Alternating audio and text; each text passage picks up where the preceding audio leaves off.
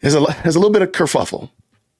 Why in the world are they suing her in Delaware? First, now in Delaware, and then why not Tennessee? And then is it legal to even come from another place and sue somebody in the U.S.? You want to unpack that? Great questions. So let's say why Delaware versus Tennessee, right? They could sue her. So when you sue someone, you have two things you have to prove to a court before you can walk into a court and say, I'm suing so-and-so. So you have to have standing, which is what I like to call like, what's your problem? Like I can't walk up to two guys fighting in the street and be like, hey, I'm suing you for punching him. Everyone's gonna look at me like, what the hell's your problem? You're not even involved in this. Why'd you get involved? Right. That's step one. So it has to be something that you are affected by. That's standing. And the second thing is jurisdiction, which is why the court's going to be like, why are you getting me involved? Why would the court be involved? So if they came to California, it might be, I mean, there's some argument there, but essentially they're like, why are you getting us involved? Like Georgia. Sue her where she is. Right. So she's in Tennessee, but Candace Owens LLC is incorporated in Delaware. Here we go. They have the standing because they're saying, hey, she's affecting us, right? So what the hell's your problem with it? She's talking about us. And the second thing is Delaware's gonna be like, why are you involved with me? It's like, because it's one of your citizens, not citizens, but it's one of your domiciles, which is where you're living or doing business. This corporation is a person, it's a fictitious person, and it lives in Delaware. So they have a right to pick Delaware. Now they could have also picked Tennessee and dragged the rest of her companies into the Tennessee court, but that's what's called forum shopping. They get to pick which arena they want to fight in, and they play against her in the rules of that arena. That's a cool thing. It's an interesting thing.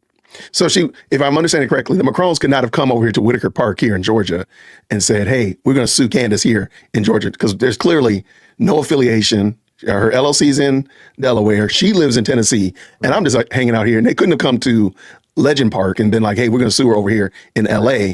Right. Maybe they could have, but I mean. Theoretically, they could have on the internet. And it's like, well, this happened online. But like the court's going to be like, why are you bringing us into this? Well, we don't want to deal with this. So Delaware is the key. And we all know like a lot of companies in the US are incorporated in Delaware for many reasons, because Delaware has a lot of corporate law that's developed, and they did a lot of like things in the last like few decades to make corporations want to come to their state, even though you're doing operations everywhere else. They want you to incorporate in Delaware. So now you've got this, you're submitting yourself to the laws of Delaware if your corporation messes up. That's where we're at. Okay. So if me and you start, WHIT and Legend LLC, you want to go to Delaware and start it, incorporate it there? Maybe. I don't know. We'll see. Okay. Think about it, man. Pray about it for sure. Okay. So but can we talk about the whole fact that the Macrons, they kind of live a little far away from Delaware and Tennessee. Right. They're in France. Is there any kind of precedent of suing a U.S. citizen in the U.S., even though you yourself don't live here?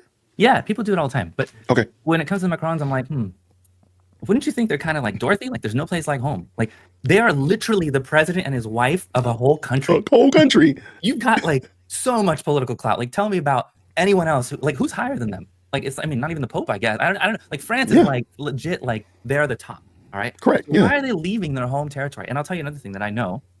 When I was in law school, we had a French legal scholar who was a professor, and he came out to my school, and he was like talking to us about like defamation, because I was taking like a new media class, and he was like, so weird, like all these rules online, like someone can just come in and like say a bunch of garbage about you, and you guys in America are all about, well, hold on now, did they have actual malice? Is it not true? It's like, dude, you just ruined someone's integrity, or you're just attacking someone's integrity online, and you Americans care so much about it. We care about the individual, and we on the other side of it, we're like, hold up, we're all about free exchange of ideas. As long as you're not saying something untrue or doing it with actual malice, say what you want, say your piece, doesn't matter, and you're not inciting violence, obviously. Yeah, for sure. So we differ big time from France in terms of what we're dealing with when it comes to what you can say about another person.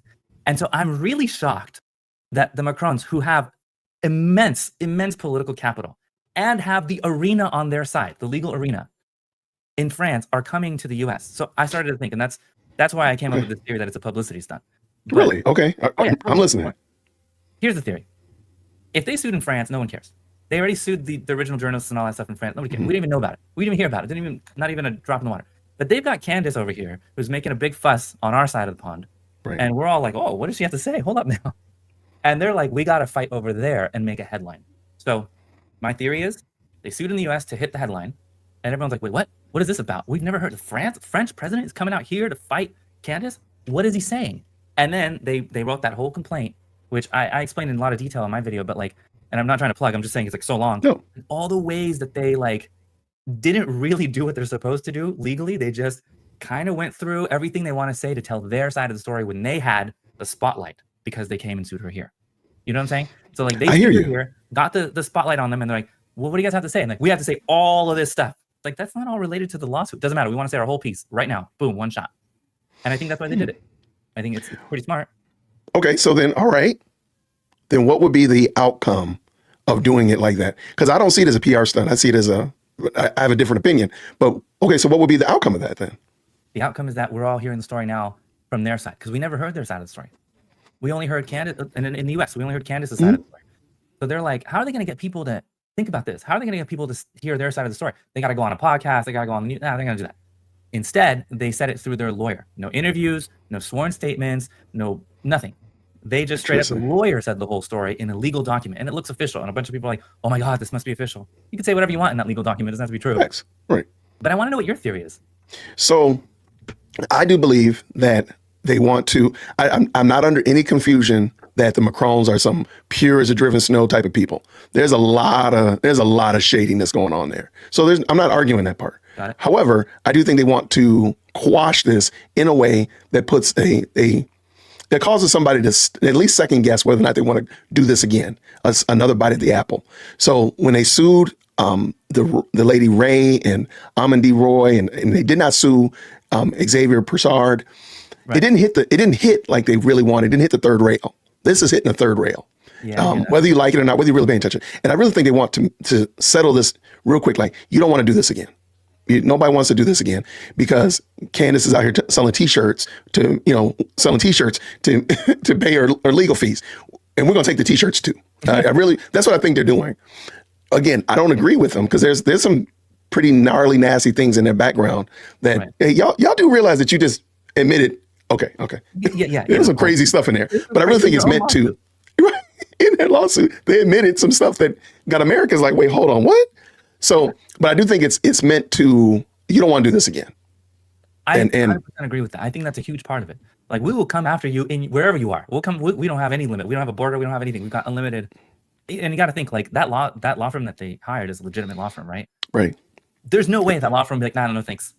This is the president asking you, hey, bro, can you represent us? Imagine putting that on your website. You know, these people that put on the website, right. You represented GE, represented France, like the president of France. That's kind of insane. There's no way they can turn it away. No, absolutely not. And yeah, they have a little bit of history. They have a little bit of history at being successful at these type of cases. Correct. We see you, Fox News. So they've been kind of successful at this. So, so that's my theory. I just, again, because somebody mentioned it, it might have been mentioned in the chat as well. This case is not about all the other gnarly things that they've been accused of. Right. All that other stuff, you know, the identity theft and all this other horrible, wretched stuff. It's just about whether or not she defamed them in calling them and saying these things. So a lot of that stuff that people are talking about is not going to come up. It's not going to come up. And I do see people saying, you know, well, hey, she's a multimillionaire. Yeah, she got on the news and said she didn't have $5 million to pay for it. I'm not saying she's not a multimillionaire, but she said it. Right. She literally said it. Then said, buy my T-shirts to help me pay my legal fees. Right. I mean, that's what she said. So yeah. Go ahead. But I think that, like, so you mentioned a term, and I would love for you to expound on it. You call it false light.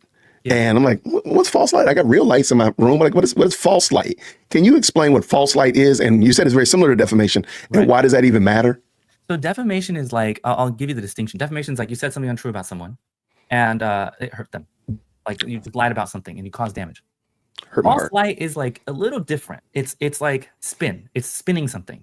It's like you don't have to say the exact untrue thing, but you spun it up so much that you're making it look like it's not what it really is. And they're very similar, but it's like it's Can I give an example? Gossip. Can I give an example? Sure. If I said that, if I'm understanding you correctly, if I said Legend really does not know how to play the guitar, he's a horrible guitar player, he's trash, that would be defamation. Is that fair? That's more opinion. It would be okay. Legend's not really a lawyer. Oh, okay. There we go. Legend's not really a lawyer. Yeah, because that's a truth. Like, I'm either a lawyer or not. Yeah. It doesn't matter how good I am. I can probably slap. But like, that's fair. You know, so it's like he's not a lawyer. All right, boom. As opposed to stuff like, I don't know if he actually practices. I don't know if he says he does this stuff, but I've never seen it. Have you guys seen it? I've never seen it. And like, is it plausible that he's not really? Yeah, it's a little different, and it's like, I got you. You know what I mean? It's like a step away from saying the actual thing, right? But it's still doing the same kind of damage, and it's just like, it's not true. Like, you're spinning it on purpose to hurt the person. That's the key, especially with a public figure. That actual malice is what's going to probably save Candace. But there's a difference in, you and I are public figures, arguably, because and in California we have like semi-public figure, which is like middle ground. What's a semi-public? What's a semi? Like you and I are semi-public figures, but like. Oh, okay, cool. I mean, both of us are world famous, obviously, but like we're not famous on Mars yet. Yet we're gonna be. You know what I'm saying? But like that's like semi-public figure. But like in the situation with the Macrons, they're obviously public figures, they're heads of state. For sure. So now a person in the U.S. gets an extra layer of protection against the defamation lawsuit and a false light lawsuit. That extra layer is the actual malice, saying you not only said something untrue, but you knew it was untrue and you said it to hurt them. That's the key. And so we'll see how Candace fares with that. And that's my theory about her ability to win the case. Thank you so much for tuning in to another episode of the JWhit Podcast. If you enjoyed today's show, please do me a favor and hit me up with that 3-piece special. Like the video, subscribe, and of course, share it with somebody who would also enjoy this type of content. And make sure you leave a comment because I do pin the best comments to the top. So thank you so much for tuning in today. And until next time, everybody, grace and peace.